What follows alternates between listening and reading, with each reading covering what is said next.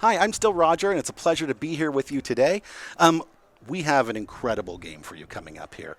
If you like fish and you like to be scared, you are going to love Wretched Depths. This game is going to blow your mind. I'll let them describe what it is. I want to give the elevator pitch for them because I love this game so much, but we'll let them do it. Let's take a look at the trailer, and then you'll meet the developers.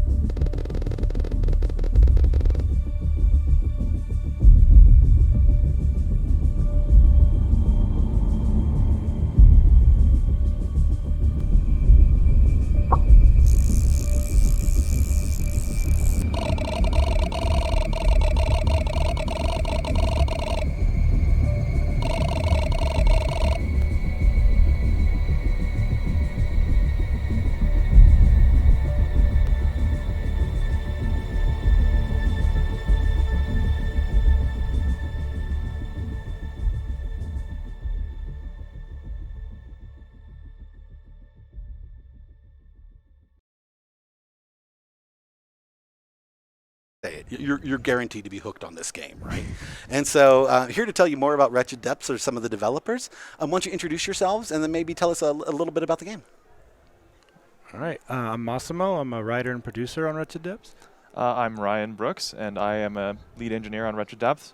I'm Kirsten. I'm one of the system engineers and the lead of marketing on Wretched Depths. Awesome. And what's your elevator? Well, if you're telling someone about this game in 30 seconds, 45 seconds, what would you tell them? Wretched Depths is a horror fishing game in a PSX style. Will you find out what lurks below? Explore the town of Twin Pines and the nearby Lake Imperium, and the more you fish, the weirder things start to get. I think that's just true in life, right? I think that's just the way that works.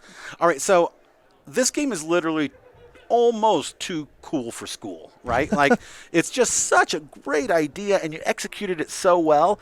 For those of you who don't know, this is a PSX-style game, just like was said. What does that mean, PSX-style game? Yeah, it's a game that emulates the style of games on the PlayStation 1 and PlayStation 2. So a lot of the low poly stuff. You can see very crisp textures, right? Low resolution textures. So it's emulating the style of games that came before, and also some of the design philosophy behind them. That's amazing to me. And you really did do it, right? You really did capture the look and feel of a PlayStation game, of the OG PlayStation game, and some of the design philosophy stuff. And I'm hoping you could tell me something about that design philosophy and how it affected what you did in this game versus, say, what you would do in a more modern style game. So, like, a lot of older games have, maybe unintentionally so, this idea of maw, this space between things that are happening, deep space. And so, like, a game on the edge, something second be over. Right? Instant. A game to take that into consideration was something we also thought about. Additionally, just putting the restrictions of older games on ourselves and trying to work in that space helped us achieve something that looked a lot more like a game from that time. Yeah. That sounds hard. Why did you do this to yourselves?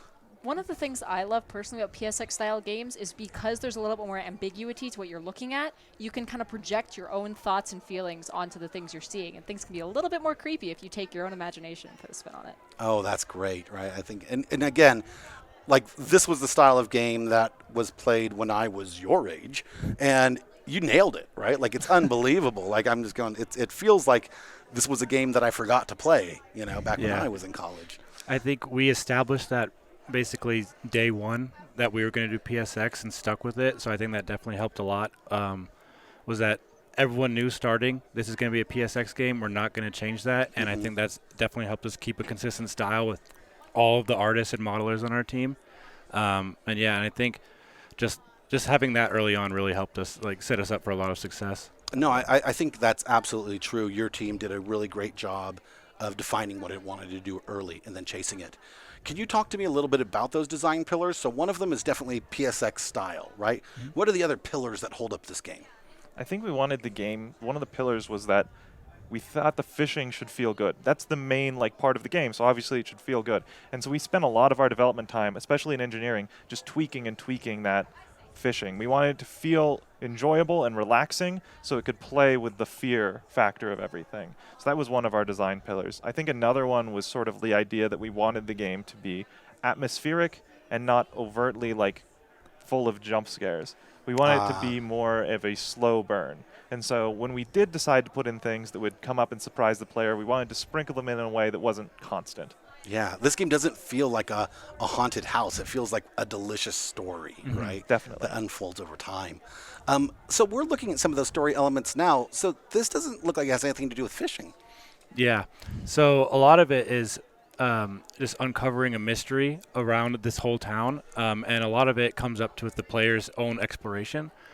So the player can beat the whole game just by fishing, and things will happen to them no matter what that we have guaranteed, but if they want to uncover more of the mystery of exactly what's going on, why are things scary, because you would come out here and think, oh, it's just going to be a fishing day, but why is there a fish with teeth? Why is there a fish with 3 eyes? And so it's kind of up to the player to kind of ask questions, look for things like dialogue sprinkled as recording tapes. We have kind of like our own crazy old man character that's like, I was right the whole time, the sky is falling, no one believes me. And it's up to the player. It's like, well, do they believe him? Like, what are they seeing and stuff? And so that's, like Ryan was saying, with a lot of it being around the environment.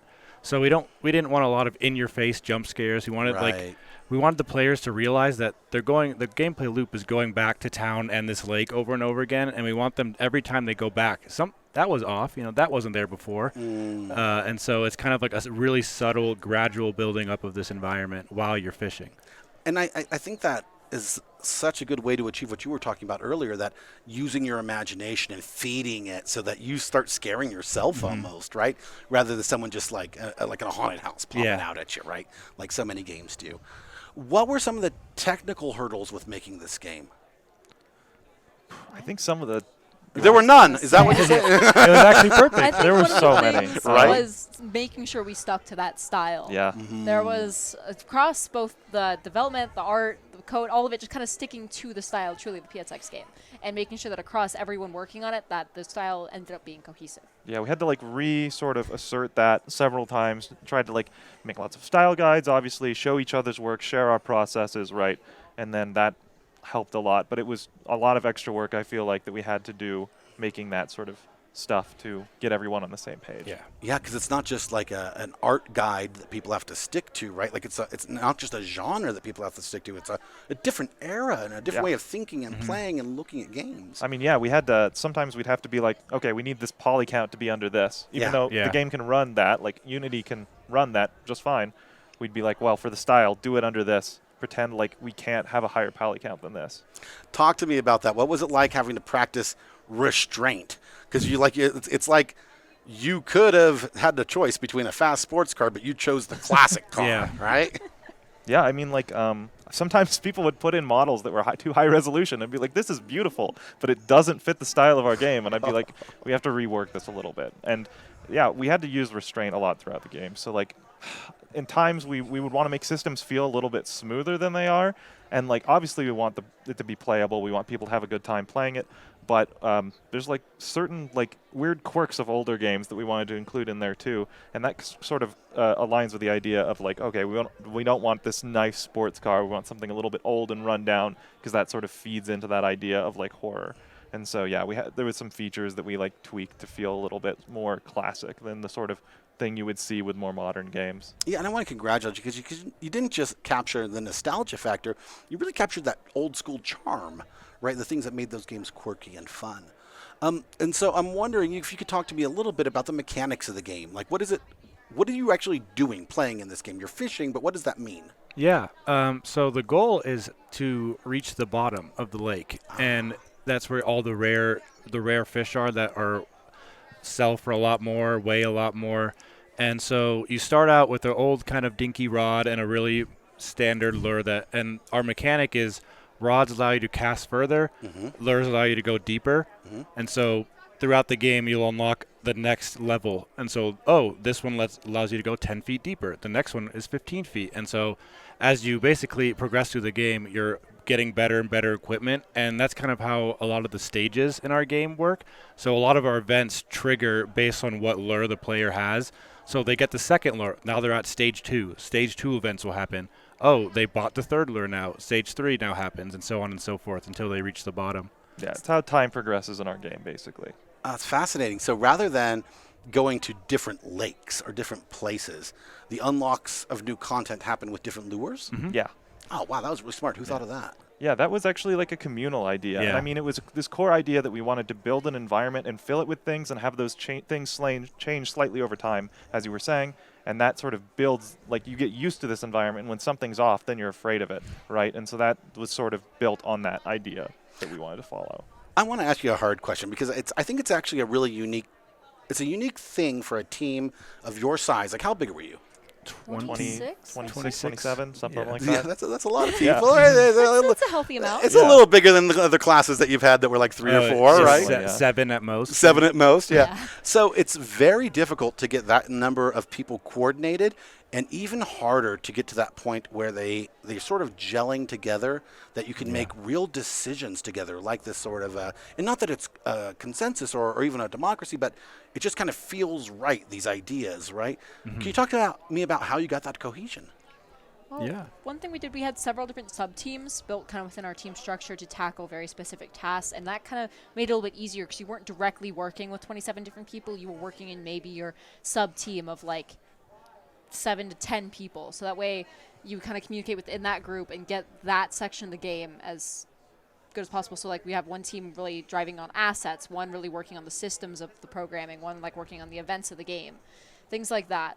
And then kind of building those teams and talking with each other, sometimes it was a little bit difficult, but like, working within the team was a lot easier when you had the smaller sub-team. And then we assigned producers, people who were acting as producers to each team to oversee that. And I think that helped keep them very well managed as well. Oh, nice. So everyone's in their little subgroup teams, their little strike teams, whatever you want to call them.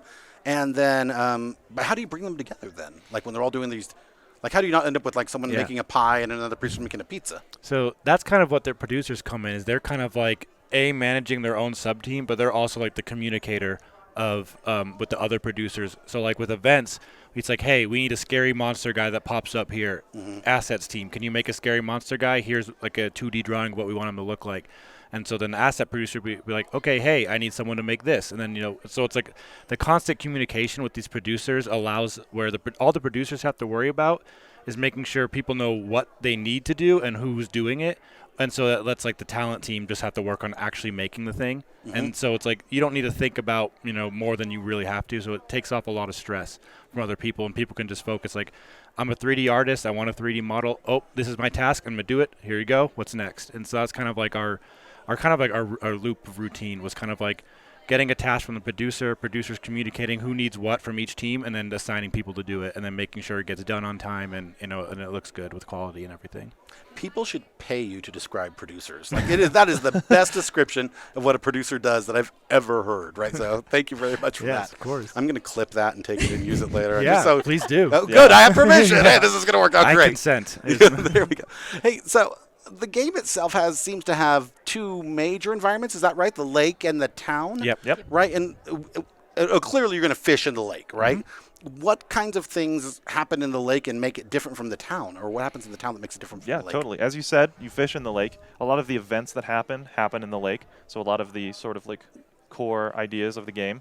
And then in the town is where you buy those upgrades that we were talking about. You buy the sort of things that you can use to fish further. So it's a cycle of going between them. But also in the town, there's characters to talk to, and there's story to see there as the town also changes over time. Not only the lake adapts as you progress through the story, you can slowly see sort of the corruption of the world leaking into the town as well. So it's another storytelling device. It's a way to meet our characters, and it's a way to purchase those upgrades. And I think that's what it's there for. It's kind of like a separation of the social and antisocial of fishing, where fishing is kind of a solo sport. When you're on the lake, you don't really see anyone else. You have a radio, and that's kind of like your only sense of other people exist. And when you're in the town, it's kind of like, hey, I can talk to this person. I can talk to this person. I can see, hey, people live here. This is someone's store.